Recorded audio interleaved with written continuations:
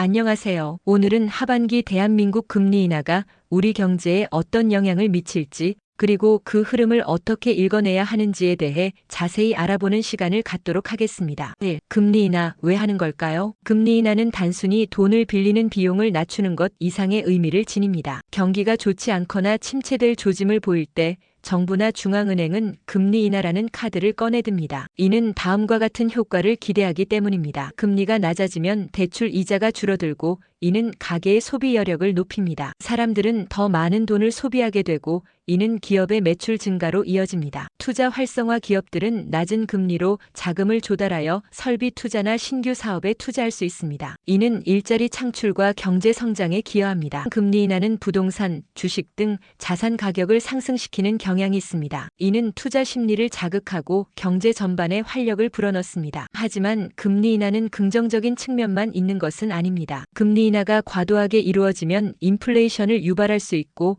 자산 시장의 거품을 키울 수도 있습니다. 따라서 금리 인하는 신중하게 그리고 적절한 시점에 이루어져야 합니다. 하반기 금리 인하 가능성 얼마나 될까요? 현재 대한민국의 금리 인하 가능성에 대해 다양한 전망이 나오고 있습니다. 몇 가지 요소를 살펴볼 필요가 있습니다. 물가 상승률. 한국은행은 물가 안정을 최우선 목표로 합니다. 만약 물가 상승률이 목표 범위 내에서 안정된다면 금리 인하의 여지가 커집니다. 최근의 물가 상승률 추이를 면밀히 살펴보아야 합니다. 경기 침체 우려, 세계 경제의 둔화, 국내 경제의 부진 등 경기 침체 우려가 커진다면 한국은행은 금리 인하를 통해 경기를 부양하려 할 것입니다. 국내외 경기 지표를 주시해야 합니다. 미국 연준의 금리 인하. 미국의 금리 인하는 한국의 금리 인하에 중요한 영향을 미칩니다. 미국이 금리 인하를 시작하면 한국도 금리 인하를 단행할 가능성이 높아집니다. 미국의 금리 정책 변화에 주목해야 합니다. 가계부채가 과도하게 높은 상황에서는 금리 인하가 가계부채 증가를 부추길 수 있습니다. 한국은행은 가계부채 상황을 고려하여 금리 인하 시기를 결정할 것입니다. 이러한 요소들을 종합적으로 고려할 때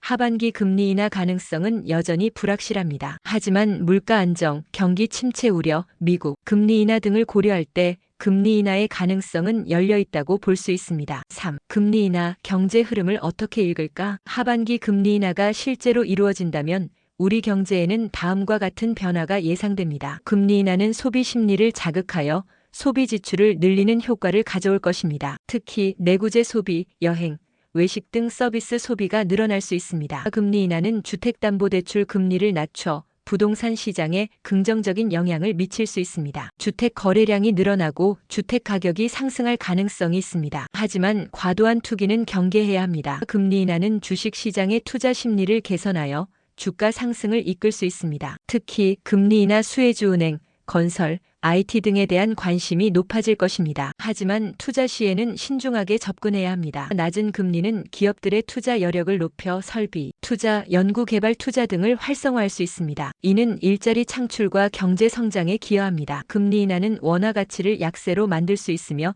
이는 원달러 환율 상승으로 이어질 수 있습니다. 원화 약세는 수출 기업에게 유리하게 작용할 수 있지만 수입 물가를 상승시키는 요인이 되기도 합니다. 이러한 변화들을 잘 읽어내고 자신의 투자 전략과 소비 계획에 반영하는 것이 중요합니다. 4. 금리 인하 시대 어떻게 대비해야 할까요? 금리 인하 시대에는 다음과 같은 점들을 고려하여 경제 흐름에 적절히 대비해야 합니다. 금리 인하 시대에는 예금 금리가 낮아지므로 예금 비중을 줄이고 주식, 부동산 등 자산 배분 비중을 늘리는 것을 고려해 볼 수 있습니다. 단 투자에는 항상 리스크가 따르므로 분산 투자를 통해 리스크를 관리해야 합니다. 금리 인하 시에는 대출 금리가 낮아지므로 주택 구매, 사업, 자금 마련 등을 위해 대출을 고려해 볼 수 있습니다. 하지만 무리한 대출은 가계 부채를 증가시킬 수 있으므로 신중하게 결정해야 합니다. 금리 인하 시대에는 소비 심리가 개선되므로 소비를 늘릴 수 있습니다. 하지만 계획적인 소비를 통해 불필요한 지출을 줄이고 재정 건전성을 유지하는 것이 중요합니다. 금리 인하와 관련된 정보를 지속적으로 습득하고 전문가의 조언을 참고하여 자신의 투자 결정에 반영해야 합니다. 경제 지표, 금리 관련 뉴스,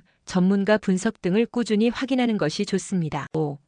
결론. 하반기 금리 인하는 우리 경제에 긍정적인 영향을 미칠 수 있지만 그 과정에서 발생할 수 있는 리스크도 간과해서는 안 됩니다. 금리 인하의 가능성을 예의주시하고 경제 흐름을 분석하여 현명한 판단을 내리는 것이 중요합니다. 오늘 제가 드린 정보가 여러분의 경제 활동에 도움이 되기를 바랍니다. 감사합니다.